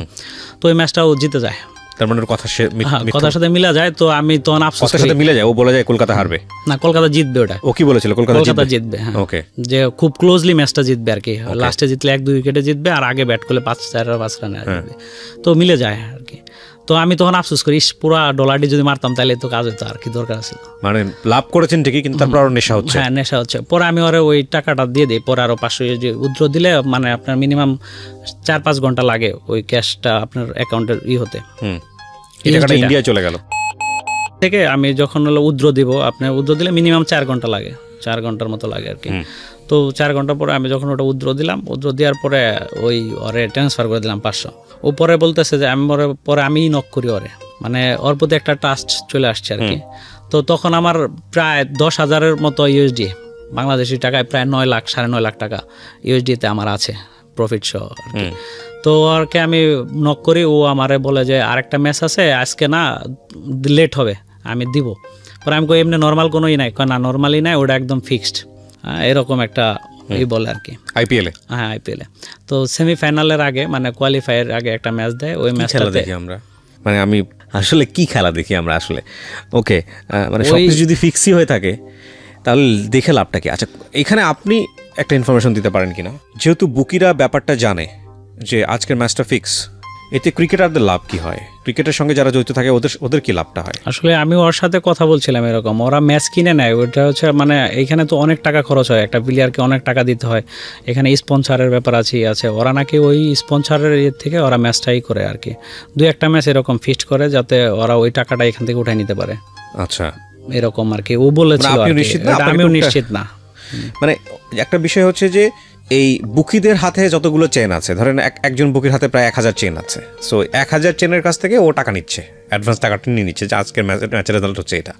আবার এই টাকাটার মেজর অংশ বা কোনো একটা অংশ দিয়ে সে হলো ক্রিকেট প্লেয়ারদেরকে কিনতেছে, কিংবা পুরো টিমকে সে কনভিন্স করতেছে, কিংবা স্পন্সরকে কনভিন্স করতেছে, যেটাই হোক না কেন, এবং সেটা সম্পর্কে আমরা জানি না, যতটুকু পর্যন্ত জানতে পেরেছি সেটা হচ্ছে বুকি পর্যন্ত। ওকে, তারপর পরে ও আরেকটা ম্যাচ দেয়, ওই ম্যাচের সময় আমার 10,000-এর মতো ইউএসডি আছে আর কি, তো আমি আর উদ্র দেই নাই যে ও ম্যাচ দিবে এই কারণে, তো এর মধ্যে আমি নর্মালি খেলতে 5,000-এর মতো আমি লস্ট করি, নর্মালি নিজের মতো করে খেলতেছি আর কি। ওই রান ওভারে দেখা যাচ্ছে যে আগের ওভারে ঠিকই হচ্ছে, আমি যে ওভারে ওভার নিচ্ছি সে ওভার আন্ডার হচ্ছে, যে ওভার আমি আন্ডার নিচ্ছি সে ওভার হচ্ছে, মানে মিলছে না, যেভাবে মারছি হারতেছি। এবার হারতে 5,000-এর মতো আমার লস হয়, তো মাথা একদম আইলা যায়, আর এত লস করে ফেললাম। তখন কিন্তু মাথায় আছে, দেখেন মোস্ট কমন কেস, তখন মাথায় থাকে যে আরে 10,000 ছিল, 5,000 চলে গেছে, এই 10,000 যেভাবে হোক পূরণ করতে হবে। জি, তখন আমি ওই 5,000 দিয়ে আবার খেলতে প্রায় আরো 1,000-এর মতো লস হয় আর কি। পরে আমি 4,000 রেখে দিই যে না, ও যে ম্যাচ দিব ওই ম্যাচের উপরে খেলবো আর কি। তো ফাইনালি 4 ম্যাচ হওয়ার পরে যখন ও আমাকে ম্যাচ দেয়, ম্যাচ শুরু হওয়ার আগে ম্যাচ দেয় যে এই ম্যাচটা এই করবে, যে এত রান হবে, এই রানের ভিতরে খেলাটা হবে, খুব লো স্কোর ম্যাচ হবে, 130-40 রানের মধ্যে দল আটকে যাবে, পরে ওরা জিতবে, তারপরও জিতবে। তো যখন অর্ধেক সময় গেছে তখন আমারে বলছে যে এখন স্টেক করতে আর কি। তো তখন আপনার 1,000-এ 3,000 করে দিচ্ছে আর কি ওই দলকে, যে আগে ব্যাট করছে ওই দলটারে। পরে আমি ওই টোটালটাই মেরে দিই, তখন আর সাথে যা ছিল হ্যাঁ একদম নীল করে ফেলি, 4,000 ইউএসডি একদম মারলে ওই ম্যাচটা হাইরা যায়, মানে ওর রিপোর্টটা মিলে না, ম্যাচটা হেরে যায়। লাস্টে একদম জিতার ম্যাচ, লাস্টের 4 বলে লাগে 2 রান, কিন্তু হয় না রানটা, ঠিক আছে, ওটা হয়ে যায়, পরে হাইরা যায়। পরে হাইরা গেলে পরে ওরে নক করি, ও আমাকে ব্লক মারে হোয়াটসঅ্যাপ থেকে ব্লক মারে, স্কাইপি থেকেও করে দেয়, স্কাইপি থেকে করে দিলে পরে আমি আর পাচ্ছি না। হঠাৎ মানে এর মধ্যে তো আমার একদম মানে পাগল প্রায় অবস্থা, আমি এতগুলা টাকা এইভাবে নষ্ট করলাম, এই টাকা আমি কেমনে কী করবো। তো এর ভিতরে মাথায় উদ্ভট বুদ্ধি আসে যে বাসার থেকে যেভাবে টাকা নিয়ে এই টাকাটা আমার কাভার করতে হবে। তো তখন আসলে ওই যে $5 তো চিন্তা নাই, তখন হলো 1000-এর হিসাব চলে আসে মাথায়, ঠিক আছে, 100-200 করে প্রতি বলে মারি। হ্যাঁ, তখন বাসার থেকে 100-200 মানে হচ্ছে 10,000 20,000 এরকম করে প্রতি বলে মারা হয়। তো বাসার থেকে আমি 2 লাখ টাকার কথা বলি, একটা চাকরির ব্যাপারে কথা বলি, মিথ্যা বলি আর কি, যে আমার একটা গভর্নমেন্ট জবের ব্যাপারে হয়েছে, তো এখানে 1,00,000-2 টাকা ওদের আগে অ্যাডভান্স করতে হবে, এটা বলে বাসা থেকে 2 লাখ টাকা আমি নেই। ওনারাও দেয় আমাকে বিশ্বাস করে, ওই যে বললাম তাদের ট্রাস্টের ব্যাপারটা অনেক বেশি ছিল আমার প্রতি, ঠিক আছে। পরে আমি নর্মালি 2 লাখ টাকা নিই, 2 লাখ টাকা নিয়ে তখনও আমি উত্তরাতেই থাকি আর কি। পরে যখন হলো ওই 2 লাখ টাকায় পুরোটাই আমি আবার অনলাইনে ডিপোজিট করি আর কি। 2,000 টাকা না 3,000 টাকা হাতে ছিল, বাকি পুরাটাই আমি ওইখানে ডিপোজিট করলে পরে এর মধ্যে আমাকে মাল্টির নেশায় পায়া বসে। মাল্টি বলতে আপনার না ওই বিটিংয়েই মাল্টি সিস্টেম আছে, মানে উটটা বেশি হয়, আপনার 3টা 4টা 5টা ম্যাচ একসাথে নিতে হবে যে এরা জিতবে। ফুটবল তো অনেক খেলা হয়, ঠিক আছে, তো ওইখানে আমার ওই যে ওইভাবে ফেসবুকে এটির মাধ্যমে ওদের ওইখানে ফুটবলেরও একটা এরকম বুকি বলতে কি ওরা হলো টিপার বলে আর কি, নিজেদেরকে টিপার দাবি করে যে ওরা ভালো টিপস দেয়, ম্যাচ 10টার মধ্যে 8টা 9টা জিতাবে এরকম একটাই। তো ওইখান থেকে মাল্টি ওরা হলো করে। তো আমি নিজেও তো মোটামুটি বুঝি ফুটবল ক্রিকেট খেলাটা বুঝি, কোন টিম ক্লাবের খেলাগুলা তো বোঝা যায় যে কে ভালো খেলেই খেলে। তো এরকম করে 5টা 10টা করে ম্যাচ নিলে দেখা যায় 1টা 2টা ম্যাচ হেরে যায়, আরগুলা ঠিকই জিতে। কিন্তু এখানে সিস্টেম হলো যে আপনি যে কটা ম্যাচ নিচ্ছেন ওই কটা জিততে হবে, একটা হারলেই লস।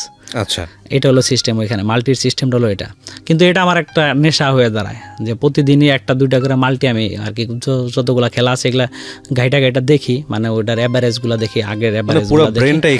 হ্যাঁ, তখন টোটালি এটার প্রতি একটা অ্যাডিক্টেড চলে আসছে আর কি, অন্য কোনো চিন্তা ভাবনা কোনো কিছুই কাজ করে না। তো ই করার পরে আপনি যখন আমি ওইটা করি, তো ওই 2 লাখ ওই টাকাও আর কি ওই 2,000 ইউএসডি আমি লস করি, ওই মাল্টির পিছনেই লস হয় বেশিরভাগটা, ঠিক আছে। ওই দেখা যায় 1টা 2টা করে ম্যাচ হারছি হয়। তো এর মধ্যে বাবা ব্রেন স্ট্রোক করে, আমার বাবা আর কি নিয়ে আসি, নিয়ে আসার পরে ওইখানে ভর্তি থাকে। তো ওই সময় বাসার থেকে আর কি প্রায় 2 লাখ টাকার মতো দেয় চিকিৎসার জন্য আর কি। বাবার যা লাগে টাকা 2 লাখ টাকার মতো আমাকে হাতে দেয় আর কি। তো এদিকে যায় খরচ হোক কি হোক, অপারেশন করার কথা বলে ডাক্তার প্রথম অবস্থায়। তো পরবর্তী তার অপারেশনটা আল্লাহর রহমতে লাগে না আর কি, দোয়াতে মানুষ আল্লাহর রহমতে আর লাগে না। তখন আমার হাতে ওই চিকিৎসা বাবদের যে টাকাটা ছিল ওইখান থেকে আমার 1,30,000 টাকা ছিল হাতে, মানে 70,000 টাকা আপনি জুয়া খেলেন আমার খরচ হয়। হ্যাঁ, তো ডাক্তাররা বলতেছে অপারেশন করা লাগবে না। তখন আমার ভিতরে কাজ করে যে তাইলে তো ওই টাকাটা এখন লাগতেছে না, বাবা সুস্থ হওয়ার পরে না টাকার হিসাব নেব, তার আগে তো আর নিবে না, মানে তখন মাথার ভিতরে এই কাজটা করে আর কি। তো তখন আমি ওই 1,30,000 টাকার মধ্যে 10,000 টাকা হাতে রাখি যে কোনো ওষুধ টষুধ যদি কখনো লাগে সেটা তো আবার আনতে হবে, এটা মনে করে। আর বাকি 1,20,000 টাকা আমি আবার বিটে করি এবং হারেন। হ্যাঁ, ফাইনালি ওটাও আমি হারি। তো হারার পরে ভর্তিতে আমি হচ্ছে ওই যে 10,000 টাকা ছিল, এই 10,000 টাকা আমি আবার করি, মানে ওটাও ভরে ফেলি, 100 USD ভরে ফেলি। দেখেন এইটা একটা লিমিটে গিয়ে নিশ্চয়ই উনি থমকে দাঁড়িয়েছে, তারপর এখানে এসছে। কিন্তু এখানে উনি বারবার এটা কেন করছে? ওনাকে যেই টাকাটার নেশাটা পেয়ে বসছিল সেটা হচ্ছে ওনার অ্যাকাউন্টে কখনো না কখনো একটা বড় অ্যামাউন্ট জমা হয়েছিল, দ্যাট ইজ $10,000। উনি ঘুরে ফিরে ওই স্বপ্নে বিভোর যে যেভাবেই হোক আমাকে এটাকে পূরণ করতে হবে। এবং ওই $10,000 কিন্তু ওনার ইনভেস্ট ছিল না, এটা ইনভেস্ট মানে ছিল না, এটা আপনার জুয়া খেলে আপনি অর্জন করেছেন। 4,000 থেকে 10,000 হয়েছিল আর কি। $4,000 আপনার ইনভেস্ট ছিল, কিন্তু $4,000 সমস্ত টাকাটা আপনার নিজের টাকা ছিল না, ওটাও প্রফিটের টাকা ছিল। 5 লাখ টাকা ছিল, ওই 5 লাখ টাকা আপনি স্টুডেন্টদেরকে করে টাকাটা করেছিলেন। সো আলটিমেটলি এখানে যেটা হচ্ছে যে হ্যাঁ এটা বৈধ ছিল, স্টুডেন্টের জায়গা থেকে আপনি করেছেন, এটাও তো শর্ট কামিং মানি, মানে অল্প সময়ের মধ্যে চলে আসছে। এবং যেহেতু $10,000 চলে গেছে, এটা $10,000 মানে 9 লাখ টাকা, 9.5 লাখ টাকার একটা ব্যাপার। তো এটা তো লস অফ মানি। এটা কত বছর আগের ঘটনা? 2016। এবং এই 9 লাখ 9.5 লাখ টাকা খুব অতি দ্রুত তিনি আবার লস করেন। এবং লস করতে গিয়ে প্রথমত যখন 10 লাখ টাকা ছিল তখন স্বপ্ন ছিল আরও বেশি কামাবেন, কারণ উনি একটা নির্ভরযোগ্য বুকি পেয়ে গিয়েছিলেন।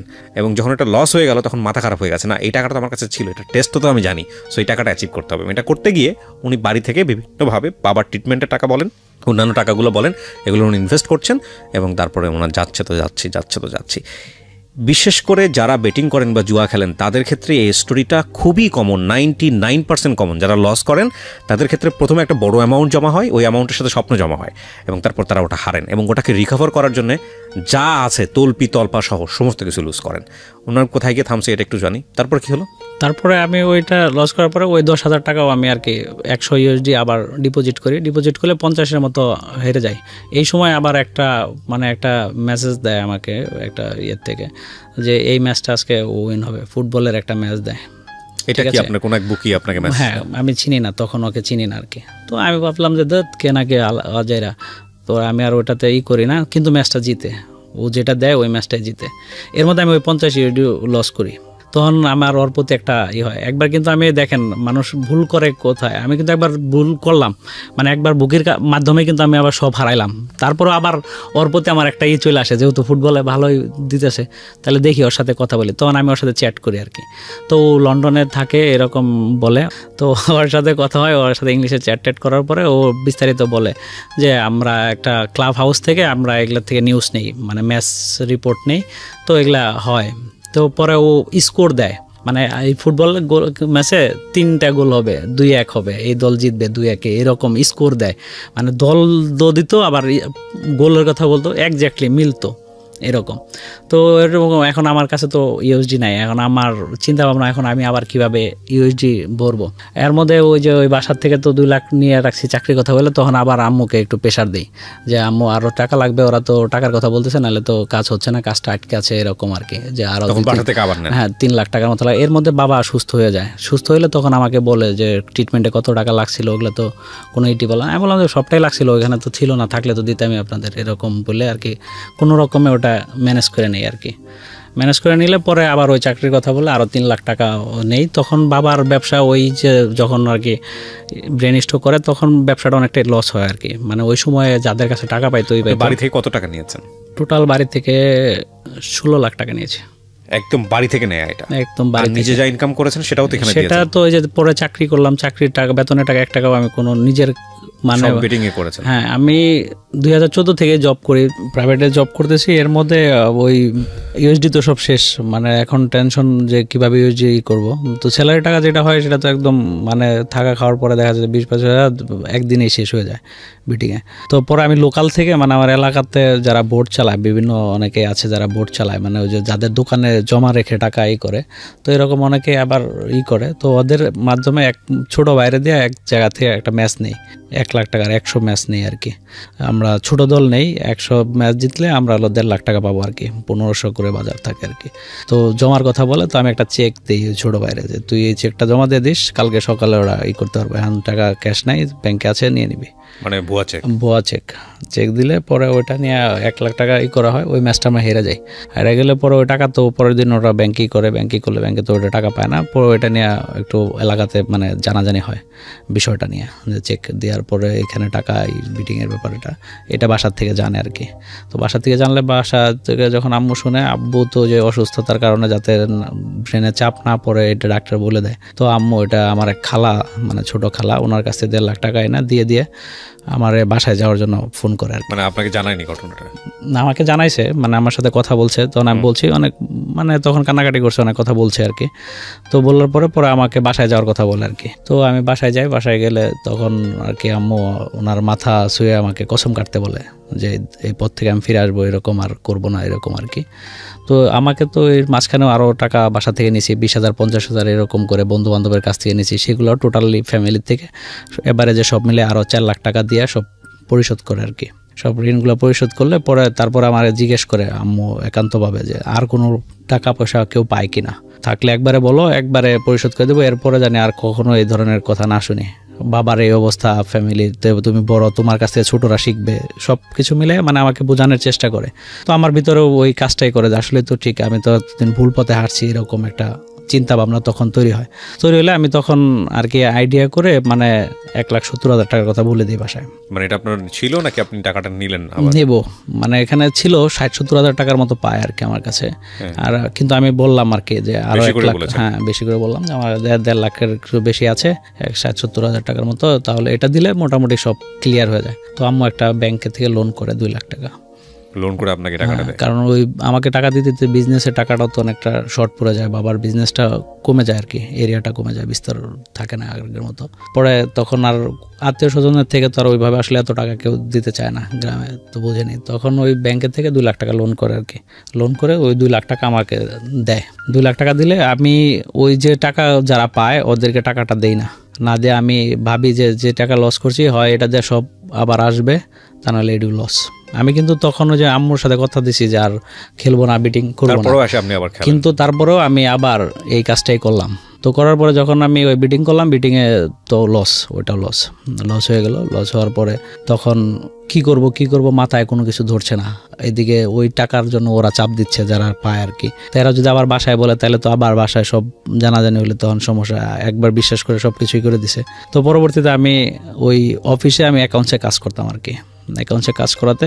তো বৃহস্পতিবার বিকেলে ক্যাশ জমা হয়েছিল অফিসে প্রায় 90,000 টাকার মতো। ওটাও চুরি করেন?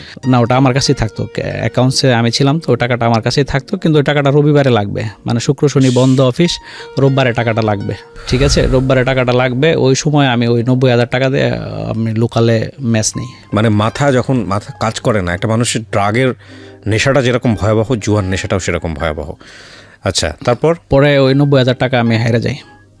হেরে গেলে শনিবার দিন আমি মানে শুক্রবারে হেরে যাই, বৃহস্পতিবার রাত্রে থেকে শুক্রবারের মধ্যে 90,000 টাকা আমি হেরে যাই। হেরে গেলে তখন তো একদম মানে মাথায় আকাশ ভেঙে পড়ার অবস্থা, অফিসের টাকা করা হয়েছে, এই টাকা কী করবো। পরে আমার বোনকে জানাই আমি যে আপু এই অবস্থায় আমি কী করব। তো আপু গেলে তোর যা খুশি কর, তুই এমনিতেই সব কিছু শেষ করছস, আর যা মন চায় মানে ক্ষোভের থেকে যেটুকু বলার আর কি বলে। তো তখন আমি ডিসিশন নিয়ে যে আত্মহত্যা করবো, এই মুখ আর কারো দেখাবো না, মানে আপনি সুইসাইড করবো, এরকম একটা ডিসিশন নিয়ে আমি বাসায় SMS দিয়ে আমি মোবাইলটা বন্ধ করে দিই। কি ভয়ানক। তো বাসার থেকে সবাই টেনশনে পড়ে যায়, কারণ জানে যে একটু জেদটা বেশি, ছোটোবেলার থেকে ও যদি কিছু করে ফেলে, এরকম একটা তাদের ভিতরেই হয়, আতঙ্কিত হয়ে পরে সকালবেলায় আমার মা ওইখানে আসে, আমার এক মামাকে নিয়ে আসলে পরে অফিসে কথা হয়। অফিস তো রবিবার দিন আর কি, রবিবার সকালে, তো অফিসে ওই টাকাটার ব্যাপারটা জানে আর কি, যে টাকাটা আমার কাছে নাই। তো করে এই সময় আর কি আমার আম্মুরা আসে পরে সময় নেয় যে কালকে পরের দিন আর কি সোমবার দিন টাকাটা দিবে আর কি, আর আমাকে নিয়ে যাবে আর কি। পরে আমাকে রিজাইন দিয়ে পরে ওইখান থেকে নিয়ে এসে পরের দিন পরে রিজাইন দিয়ে নিয়ে আসলে পরের দিন অফিসে টাকাটা দিয়ে দেয় আর কি। দেওয়ার পরে আমার যে মোবাইল টোবাইল ছিল ওটা সব আম্মুকে দিয়ে দিই। এখন অ্যান্ড্রয়েড ফোন আর ধরি না, 2 মাস হতে যাচ্ছে আর কি। 2 মাস মানে লাস্ট 2 মাস আগের ঘটনা এটা? হ্যাঁ, লাস্ট 2 মাস। দ্য থিং ইজ দ্যাট আপনারা জানেন কি না, আগের কয়েকটা সিক্রেটস এরকম যে ঘটনাটা ছিল, এই অ্যান্ড্রয়েড ফোন তারা ধরে না, যারা এখান থেকে বলে অ্যান্ড্রয়েড ফোন ধরলেই মনে হয় যে ওখানে ঢুকে যায়, মানে নেট চালাইলেই মনে হয় যে আহা একটু যেয়ে দেখি কী অবস্থা, 2 টাকা ইনভেস্ট করে দেখি, এবং তারা এটা একদম ডিটাচড হয়ে যায় এখান থেকে। এখন আর অ্যান্ড্রয়েড ফোন ধরি না, এই নর্মাল একটা সেট ইউজ করি আর কি। আর বাবার সাথে বিজনেসে সময় দিচ্ছি। চাকরি বাকরির জন্য কয়েকটা হয়েছে বাবার পরিচিতর মাধ্যমে, ওই দেখা যায় 18,000 20,000। কত টাকা লস করলেন? ওই বাসার থেকে নিয়ে সব মিলে 18 লাখ টাকার মতো। 18 লাখ টাকার মতো লস করেছেন। বাসা থেকে 14 লাখ আর ওই বিজনেসের 4 লাখ। এইটা তো আপনি কন্টিনিউয়াসলি লস করেই যাচ্ছিলেন, তারপর আপনি কেন ইনভেস্ট করতেন? নেশা, শরীর মানে কেমন জানি লাগতো, এমন আসক্ত হয়ে গেছিলাম। মানে অফিসে কাজ করতেছি, এক হাতে মোবাইল চাপছি, ঘুরতেছি মানে ফ্রেন্ডদের সাথে ঘুরতেছি, আমি মোবাইল চাপছি, মানে বিটিংয়ের সাইটে আছি। সবাই বলতো এত মোবাইল কেউ চাপে, এরকম সবাই বলতো আর কি, যে মোবাইলে কী করছে। তো বাসার ফ্যামিলি সবাই দেখতো, ভাবতো যে এমনি হয়তো নেট ইউজ করি, ফেসবুক মেসেঞ্জার এগুলা, কিন্তু আমি তো থাকতাম ওইটাতে। মানে একটা ওখান থেকে বেরোতে অনেক চেষ্টা করছি আমি, মানে হার্ডলি চেষ্টা করছি, মানে ফাইনালি ডিসিশন নিয়েছি সব মানে অ্যাপস ট্যাপস আনইনস্টল করে দিয়েছি ফোন থেকে। আপনি আপনার এই কয়েক বছরের অভিজ্ঞতায়, মানে ইন্টারন্যাশনাল বেটিংয়ের অভিজ্ঞতায় কীরকম ছেলে মেয়ে দেখেছেন এখানে, যারা বাংলাদেশ থেকে? অনেক হাই ক্লাস থেকে শুরু করে লো ক্লাস, জুনিয়র প্লাপান, ইন্টার, এসএসসি লেভেলের। ওই ইউএসডি নেওয়ার জন্য অনেকেই নক করতো, কথা বলতাম, জিজ্ঞেস করতাম। পরে অনেকেই আইডি খুলে দিতে বলতো, এদের বলতাম যে এই রাস্তাতে কখনো এসো না, যা কইছো ওই পর্যন্ত থাকো, এগুলোর জন্য আর নক করো না। আপনারা চিন্তা করতে পারেন, আমি এই জন্য একটু আগে বলছিলাম যে আমাদের লোকাল ক্যাসিনো ধরা পড়েছে, সেখানে টাকার পাহাড় দেখে একজন সেন্সলেস হয়ে যাচ্ছেন। তাহলে এই যে আমাদের টাকা, হাজার কোটি টাকা, হাজার কোটি টাকা, এটা ডলার হয়ে বিদেশে চলে যাচ্ছে এইভাবে। ওরা তো ইন্টারন্যাশনাল মাফিয়া যারা এই জিনিসগুলো নিচ্ছে। এটা তো কোম্পানি আছে, একটা কোম্পানি, একটা মহিলা এটার ক্যান ইউ ইভেন ইমাজিন কত টাকা, কত কোটি কোটি টাকা, কত হাজার কোটি টাকা? এটা বন্ধ করা যায় না? সরকার স্টেপ নিলে চাইলে বন্ধ। সরকার মাঝখানে স্টেপ নিয়েছিল বলতে, যে এর থেকে এই ওয়েবসাইটগুলো যাতে না হয় সেগুলো বন্ধ করে দিয়েছিল, মানে ওয়েবসাইটে ঢোকা যেত না। কিন্তু তারপরের দিন থেকে আবার অল্টারনেটিভ লিঙ্ক দিয়ে দিছিল, মানে অল্টারনেটিভ লিঙ্ক আছে। হ্যাঁ, ওই যে অল্টারনেটিভ লিঙ্ক মোবাইলের আছে, এগুলোর মাধ্যমে আজকে অনুষ্ঠানটা শুনলেন তাদেরকে আমি প্রথমেই বলে নিয়েছিলাম যে আমি এমনভাবে অনুষ্ঠানটা প্রচার করব যাতে করে কেউ যাতে এই জিনিসগুলোর সুযোগ নিতে না পারে। সুতরাং উনি একদম খোলামেলা বলেছে, কিছু ওয়েবসাইটের ঠিকানা বলেছে, কিছু বলেছে, সেগুলো আমি এখানে মিউট শব্দ ব্যবহার করে দিয়েছি, আমি প্রচার করিনি, but it is available right now. এই অনুষ্ঠানের মাধ্যমে সাধারণ মানুষকে সচেতন করতে চাই। প্রথম কথা হচ্ছে যে উনি শুধু চাকরি হারিয়েছে তাই না, ওনার কনফিডেন্স লেভেলটা কতটা জিরো হয়ে গেছে। আপনারা একটা জিনিস চিন্তা করে দেখেন, একটা মানুষের কনফিডেন্স লেভেল যখন জিরো হয়ে যায় তখন এই মানুষটার ঘুরে উঠে দাঁড়ানো খুব মুশকিল। উনি অ্যান্ড্রয়েড ফোন ব্যবহার করেন না এখন, এবং এই 18 লক্ষ টাকা একটা মধ্যবিত্ত পরিবারের জন্য অনেক টাকা, অনেক টাকা। এবং কি পরিমাণ এক্সট্রিম লেভেলে চলে গেলে একটা মানুষ সুইসাইড করার প্ল্যান করতে পারে, তাহলে আপনারা এই জিনিসটা চিন্তা করে দেখেন। And it is not the case. আমি একজন মসজিদের ইমাম পেয়েছিলাম, আপনারা যদি ঢাকা এফএম ইউটিউব চ্যানেলে যান ওখানে দেখবেন একজন মসজিদের ইমাম, তিনি পর্যন্ত ইনভলভ। উনি যখন 2 লাইন তেলাওয়াত করেছেন, আমি হা হয়ে শুনছি আল্লাহ তাকে কি সুরেলা কণ্ঠ দিয়েছে। ওই ঘটনার একটা লাইন আমার মনে আছে, যে মসজিদে সবাই নামাজ পড়বে শুক্রবারে জুমার নামাজ, পাওনাদারের সংখ্যা এত বেড়ে গিয়েছে যে আমি জুমার নামাজ ফেলে পালিয়ে গেছি। উনি ওই জুমার নামাজ পড়াতো ইমাম। এবং তাহলে বোঝেন যে এটা কি পরিমাণ সংক্রমক। হ্যাঁ, আমাদের এই বিষয়গুলো নিয়ে কাজ করতে হবে, আমাদের অনেক বেশি কাজ করতে হবে। শুধু লোকাল এই যে ক্যাসিনো ধরলে হবে না, আমাদের ইন্টারন্যাশনাল এগুলো থামাতে হবে, আমাদের ছেলেমেয়েদেরকে বাঁচাতে হবে, আমাদের পরিবারদেরকে বাঁচাতে হবে। And please be hour. এখানে শুধু সরকার চেষ্টা করলে পারবে না, আমাদের নিজেদেরকেও সচেতন হতে হবে। অনেক কষ্টের টাকা, হ্যাঁ, এই টাকাগুলো যেন আমরা বাপের টাকা এইভাবে যেন অন্যায় পথে না পারাই। এবং আজকের এই এপিসোডটা শুনে 10 জন মানুষও যদি থেমে যায়, যারা এই কাজগুলো করতেছিলেন তারা যদি থামেন, তাহলে আমরা বলতে পারবো যে আজকের এই এপিসোডটা সাকসেসফুল। আমি ধন্যবাদ জানাই যে আপনি নিজের আইডি, নিজের ফেস অনেক কিছু হাইড করে হলেও আপনি পাবলিকের সামনে কনফেস করেছেন, এবং আমি বিশ্বাস করি যে আজকের এপিসোডটা শুনে অনেকে স্টপ হবে। তো শেষমেশ কি আর বলার আছে যদি 2 লাইনে বলতে বলি?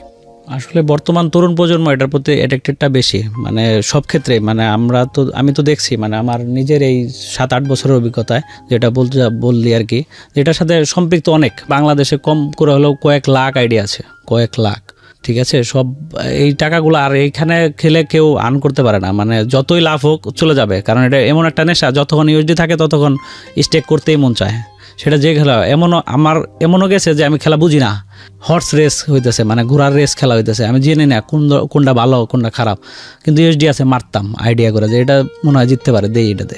এইরকম মানে হতো। বাস্কেটবল কোনো টিম জানি না যে এই টিম কেমন খেলে, ভালো খেলে না খারাপ খেলে, খেলা হচ্ছে মানে ক্রিকেট ফুটবল নাই, অনেক সময় ক্রিকেট ফুটবল খেলা নাই, শরীরের মধ্যে কিন্তু তখনও মনে হচ্ছে যে এটার মধ্যে স্টেক করি, এরকম হইতো। আর এখন তো গ্রাম পর্যায় থেকে শুরু করে শহরে যেখানে ক্রিকেট খেলা হয়, সেখানে আপনার এমনি নর্মাল যে খেলাগুলো হয় এগুলোর মধ্যে বাজি হয়, 4,000 5,000 10,000 টাকা নিচে ম্যাচ খেলে না এমনিতে যে খেলাগুলো হয়। তো এমনভাবে এগুলো আসক্ত হয়ে গেছে। আসলে এটা সরকার যে পদক্ষেপ নিয়েছিল, ওই ওয়েবসাইটের লিঙ্কগুলো যদি টোটালি বন্ধ করে দিতে পারে, মানে নিটেলারি স্কিল থাক, কিন্তু আদার যে সাইটগুলো আছে, বিডিং সাইটের 8-10টা সাইট আছে বাংলাদেশে অ্যাভেলেবল, ওই বিভিন্ন চ্যানেলে অ্যাড যাবে, খেলার চ্যানেলগুলোতে অ্যাড যাওয়ার কারণে এটার প্রতি আসক্ততাও বেশি আর কি মানুষের। তো এইগুলা যদি বন্ধ করা যায় আর তাহলেই সম্ভব। আর আসলে নিজের আত্মশুদ্ধি বোধ তখনই জাগে যখন মানুষ খুব বিপদে পড়ে। হ্যাঁ, এখন এই যে লাস্ট আমি 2 মাস এমন অবস্থা যে বাবার কাছ থেকে 50 টাকা চাই নিয়ে চলতে হচ্ছে আমাকে, কিন্তু একটা সময় আমার কাছে 50,000 টাকা মনে হতো না। এখন চাকরির জন্য অফার করলে যদি 10,000 12,000 15,000 20,000ও বলে, আমার সঙ্গে মাত্র 20,000 টাকা জব করুম, এরকম একটা চিন্তা ভাবনা চলে আসছে। ওই যে বললাম কনফিডেন্স লেভেলটা জিরো করে ঠিক আছে, যার কারণে এখন বাবার ব্যবসার দেখাশোনা করতেছি, ওটার মধ্যে ইনভলভ হয়ে চিন্তা করতেছি কোনোভাবে ঘুরে দাঁড়াও যাওয়া যায় কিনা। এখনো কিছু টাকা ঋণ আছে, কিছু ওই যে ব্যাংকের যে টাকাগুলো আছে, এমনি কিছু ধার টার আছে ভাই বা ফ্রেন্ড সার্কেলের মধ্যে, সেগুলো একটু সময় নিয়ে